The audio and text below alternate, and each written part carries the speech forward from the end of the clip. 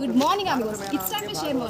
Come follow. గమనించండి, భారతం కథ దేంతో మొదలైందో తెలుసునా? ఆది పర్వంలో ఒక కుక్కకి జరిగిన అవమానంతో మొదలైంది. జనమేజయుడు యాగం చేస్తున్నాడు. ఆ యాగం దగ్గరికి ఒక కుక్క వచ్చింది. అక్కడ అది ఏం ముట్టుకుంటుందో అన్న భయం వచ్చేసరికి జనమేజయుని తమ్ముళ్ళు, జనమేజయుని కుమారులు దాన్ని కొట్టారు. దాని తల్లి దగ్గరికి వెళ్ళింది, నన్ను అన్యాయంగా దండించారు అని. ఆ తల్లి కుక్క సభలోకి వచ్చిందండి, నిండు సభలోకి. నా కూతురుని ఎందుకు కొట్టావు మహారాజా, సంజయిషి చెప్పు. కుక్క వచ్చి అడిగితే జనమేజయుడు ఒక్కసారి, ఏమిటి నేనెవరు కొట్టారు అంటే కొడుకులు చెప్పారు.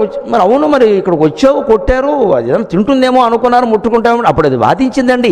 అక్కడికి దగ్గరికి వెళ్ళి మేము ముట్టుకున్నప్పుడు కొట్టాలి, కానీ ఇంకా యజ్ఞశాలలో ప్రవేశించకుండానే ఆవరణలో ఉండగానే మమ్మల్ని ఎందుకు కొట్టారు? అసలు అదిలిస్తే పారిపోతాం కదా, కొట్టాలా మమ్మల్ని? అంచేత నీ కొడుకులు తప్పు చేశారు అని ఆ కుక్క జనమేజయుడికి శాపం ఇచ్చిందండి. ఒక్క మాట, కుక్క శాపం అండి. కుక్కకి జరిగిన అవమానం కాబట్టి కుక్క శాపం ఇచ్చి, తగుని